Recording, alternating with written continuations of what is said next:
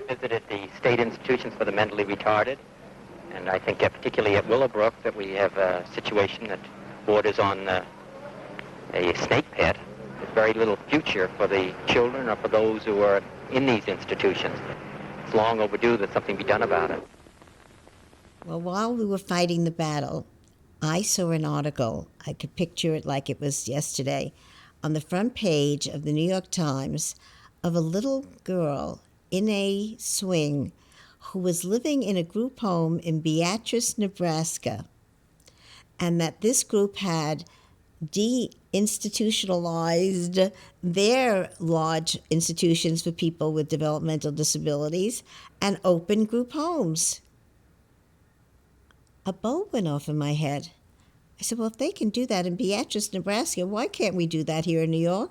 And so I had a vision of what we had to do. And that really led us to where we were going with the lawsuit and with our being able to open the group homes. And as you know, we began opening homes ourselves as an organization. It was just at the time that I met Geraldo Rivera, who was a cub reporter with Eyewitness News and had come because a doctor he knew snuck him into the back wards. And to this day, I can remember Geraldo's words. This is what it looked like, this is what it sounded like, but how can I tell you about the way it smelled?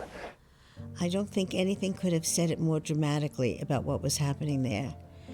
And his words resonated with the entire city. And he came back, and he came back, and he came back, and I was able to tell my story, that Willowbrook would never be any good. That restoring funds was not the answer, closing the place down was the answer. And so we literally filed a federal class action lawsuit, and it took a little doing to get the parents aboard because they were best friends with the director. And they didn't want to upset the apple cart because they felt their children would be in jeopardy. But Geraldo's coverage was so impactful that the parents came to us and said, well, you know, we're getting so many calls from our relatives that this conditions is so terrible because of Geraldo's coverage. We'll go along with the lawsuit. And so that's how they signed on, because of the pressure of Geraldo's coverage. It's remarkable.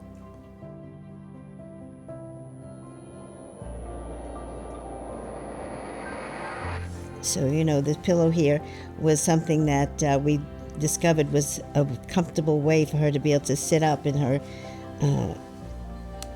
comfort zone, because she couldn't sit up by herself, so we had to prop her up. It's probably about 2, right a little bit after she was at Willowbrook, between 2 and 3 years old. And then when conditions got so bad, we finally picked her up and took her home, because we knew that she wasn't safe any longer. We felt before she was safe, she was getting her therapy, but the cutbacks cut back the therapy. And she was there for that. And so with a lot of courage and worry how we're going to help her, we brought her home. And I think, you know, for me, it's so critical to fill our pages with children, with young people, with their accomplishments, and to be able to know that we are there for them.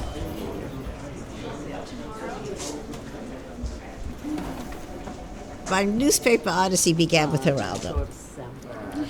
When we were marching and picketing, my lovely ladies and I, we were knocking on air. Nobody listened.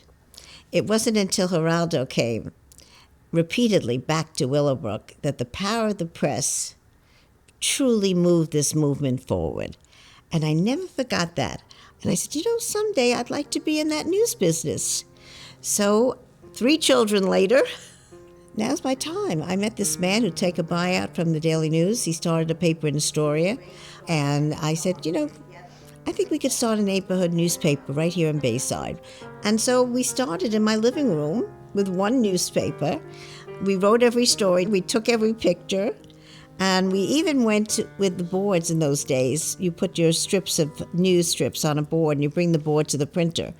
And I still picture the day at 2 o'clock in the morning. We finally finished the paper and the boards were ready. And we went to Long Island City to get it on the web presses, these massive presses. And we are at the printers, and about an hour later, the men come out and say, "Well, madam, here's your first run. What do you think?" And I looked down and I said, "It's a run." And that was my first issue, my first paper.